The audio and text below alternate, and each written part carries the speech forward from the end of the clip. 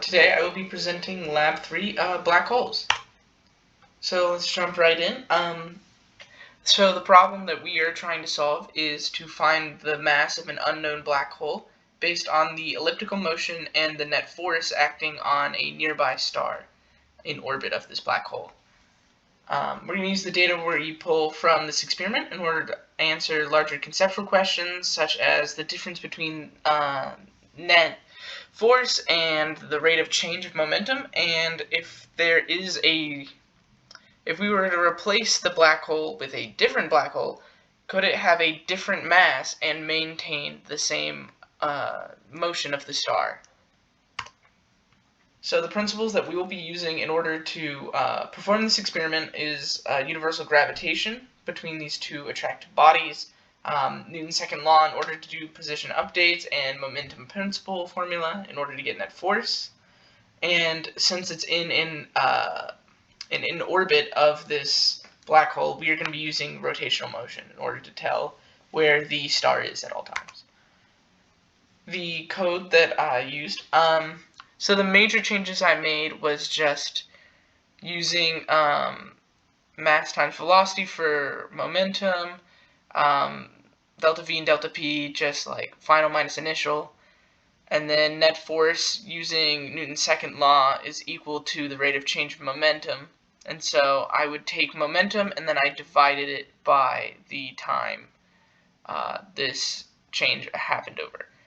And then I turned this into rotational motion since it's in orbit, and using all of this together, I took the distance between the star and the black hole at any time and found that distance and then plugged it into the universal gravitation equation in order to find the actual mass of the black hole at a given time. I'm sorry for the siren passing by. I live next to the fire department. And so we're going to be applying this to the conceptual questions they were tasked with earlier. What does it mean? So, is there a difference between the rate of change of momentum and net force? What do they mean themselves, and is there a difference mathematically? So the rate of change of momentum is always applied to motion, and net force does not always have to have momentum. So one is very, very observable directly. Net force is not always observable because it could be a net force of 0, but you can't always just pull that from a still object. There may be several forces like balancing out. There may be no forces acting on it at a time. And so usually you have to derive it from things like momentum and taking momentum from velocity and plugging these in order to get a derived force.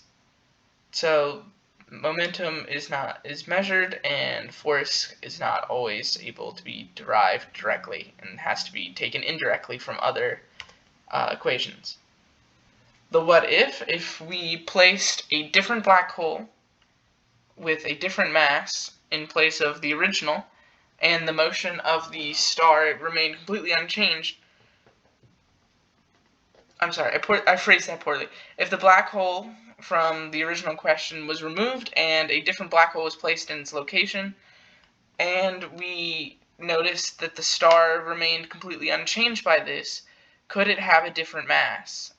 The answer to this would be no, because in order to have a different mass, it would have to change the star's motion and path, and thus it would be impossible under these circumstances. Since the motion would remain unchanged, the mass would have to be exactly the same. Otherwise, it would be affected overall. And that is all of the hypotheticals answered. Thank you so much. I'm sorry it took so long on this. It's been no excuses. Thank you so much, and good luck everyone on the test.